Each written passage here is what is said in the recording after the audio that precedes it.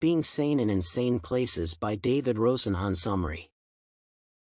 It is worth starting with the fact that Rosenhan's article presents a particular critical study aimed at substantiating the problems of psychiatric diagnosis. The direct support of the study was the question of the difference between sanity and insanity. Rosenhan's central claim is that there is a certain amount of inconsistency regarding the validity and applicability of concepts defining mental health. In addition, it is argued that the causes of psychopathology may depend on culture under certain circumstances. Accordingly, the main problem the researcher highlights is the causality of making a diagnosis. The article claims that the definition of a mental state based on the catalog of symptoms is not sufficiently reliable. This is manifested precisely in the fact that the person directly making the diagnosis plays a huge role in determining the disease. Thus, Rosenhan developed and conducted 2 experiments that would help prove the statement. In the first case, 8 candidates were selected, including the researcher himself, who was also completely healthy from mental illness. 12 different psychiatric clinics were selected, which were not notified about the experiment in advance. The process consisted of the fact that all the pseudo-patients claimed that they were hearing auditory hallucinations. It should be noted that the names and symptoms were fictitious, but all the experimenters presented a genuine biography, which helped in the implementation of authenticity. After pseudo-patients came directly under the supervision of doctors, they stopped pretending. In addition, the main task was to cooperate with doctors to prove their sanity.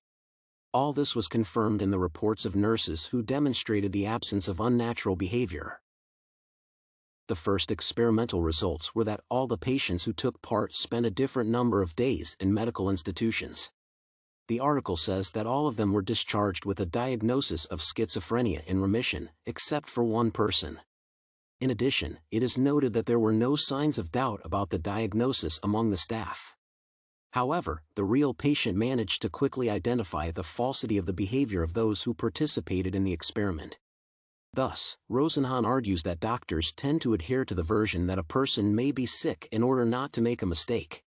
However, such a trend can lead to people being exposed to danger due to various social circumstances.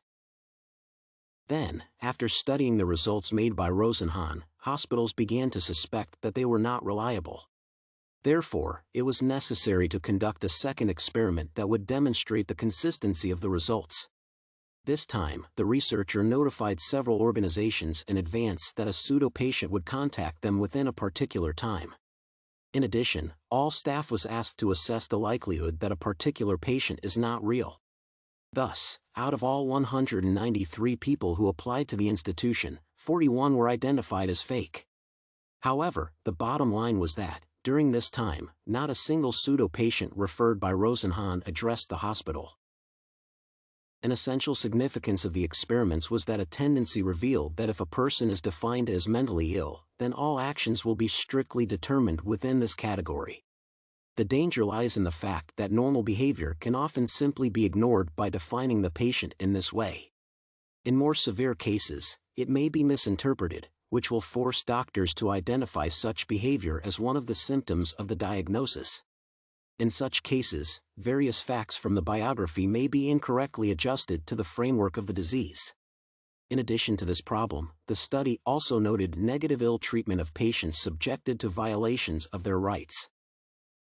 Thus, the question is raised, how many people are recognized as mentally ill when this is not the case in reality? After all, by making a diagnosis in this way, people can drive themselves into the framework of a particular style of behavior corresponding to the disease.